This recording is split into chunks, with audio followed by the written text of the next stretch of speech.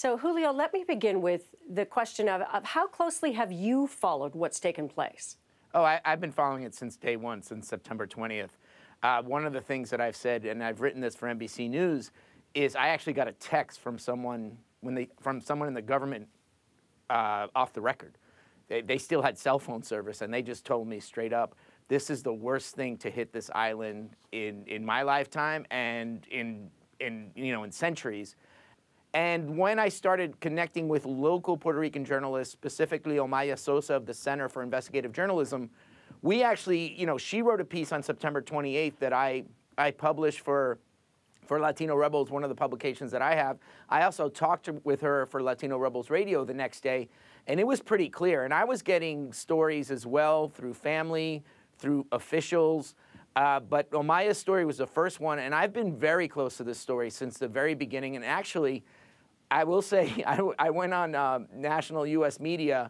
They wanted to ask me about Trump and Puerto Rico, and I said, I'm not here to talk about Trump and Puerto Rico. I'm here to talk about the death count, the story that nobody's talking about. So I've been there since the very first week. I'm sad to say that a lot of the things that I've reported on, that the CPI, the Center for Investigative Journalism has reported on, and other local Puerto Rican journalists and also Puerto Rican journalists in U.S. media outlets, we were reporting all this very early. And I'm sad to say that a lot of what's happening now, we were kind of expecting the worst. So what's going on then? Why is it, even with the death toll number now, Harvard, no less than Harvard, saying it's 5,000, possibly 8,000, and still this story is getting some attention, but not what you would expect for those kinds of numbers? What is standing in the way of this story getting the attention those numbers would normally generate?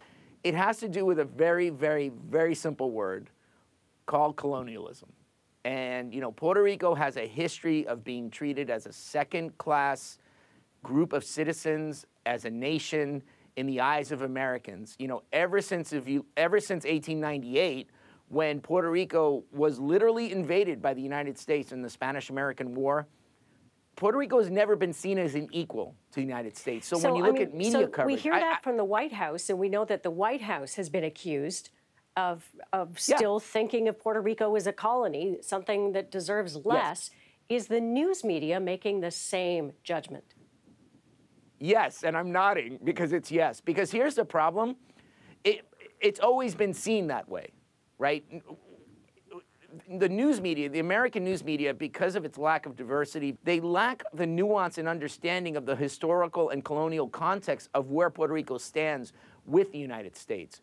And so to see the media suddenly waking up to this, in a way, is kind of a mixed blessing. But I will say, if it weren't for the Puerto Rican journalists both on the island and in the mainland, and specifically journalists, for example, in the New York Times, like Francis Robles, or Arelis Hernandez in the Washington Post, who are both of Puerto Rican descent, these stories wouldn't even be making the front cover. Like, it wouldn't even been covered. So it's almost like a little step forward, but there's a lot of territory, not to, no pun intended, to cover for the U.S. media.